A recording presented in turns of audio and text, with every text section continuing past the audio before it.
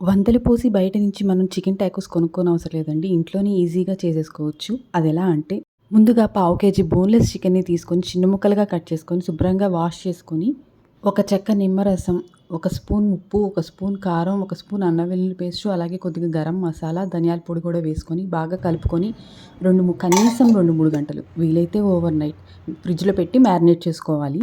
మూకుట్లో కొద్దిగా నూనెని తీసుకొని, ఈ మ్యారినేట్ చేసిన చికెన్‌ని కూడా వేసుకొని, సిమ్‌లో మూత పెట్టి 5 నిమిషాల పాటు మగ్గించాలి.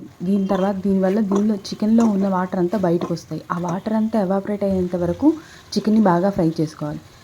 చివరిగా దీనిలో ఒక half tablespoon chilli flakes, half tablespoon oregano, half tablespoon జీలకర్ర పొడి, అలాగే కొద్దిగా కొత్తిమీర కూడా కలిపి స్టవ్ ఆఫ్ చేసుకోవాలి. దీంతో మనకి చికెన్ రెడీ అయిపోతుంది. ఇప్పుడు మనం చపాతీ రెడీ చేసుకుందాం.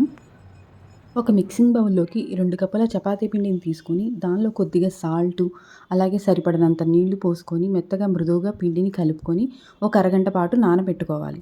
ఈ విధంగా అరగంట పాటు నానిన తర్వాత పిండిని మరీ పెద్ద సైజుగా కాదు, మీడియం సైజులో చపాతీలు ఒత్తుకోవాలండి. ఒత్తుకొని వాటిని వేడెక్కిన పెనం మీద పెట్టి 2 వైపులా కాల్చుకోవాలి.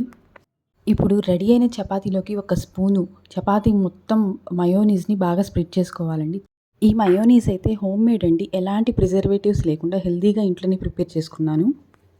తర్వాత దీనిపైన మనం ముందుగానే ఫ్రై చేసి పెట్టుకున్న చికెన్‌ని, అలాగే సన్నగా స్లైసెస్‌గా కట్ చేసుకున్న ఆనియన్‌ని, ఒక గుప్పెడు చీజ్‌ని కూడా వేసి ఫోల్డ్ చేసి పాన్ పైన 2 స్పూన్ల గీని వేసి మొత్తం స్ప్రెడ్ చేసుకొని, ఈ టాకోస్‌ని కూడా పెట్టి కొద్దిగా ఆ చీజ్ మెల్ట్ అయ్యేంత వరకు మనం 2 వైపులా ఫ్లిప్ చేసుకుంటా టోస్ట్ చేసుకోవాలి. అంతే అండి. ఎంతో టేస్టీ, సింపుల్, హెల్తీ టాకోస్ ఇంట్లోనే రెడీ. కమ్మగా వీటిని ఫ్యామిలీ అంతా ఎంజాయ్ చేయొచ్చు. చాలా బావుంటాయి. పిల్లలకి బాగా నచ్చుతాయి. ఇలాంటి మరెన్నో డెలీషియస్ రెసిపీని పోస్ట్ చేస్తూ ఉంటానండి. ప్లీజ్ మన ఛానల్‌ని సబ్స్క్రైబ్ చేసుకొని సపోర్ట్ చేయండి. బాయ్.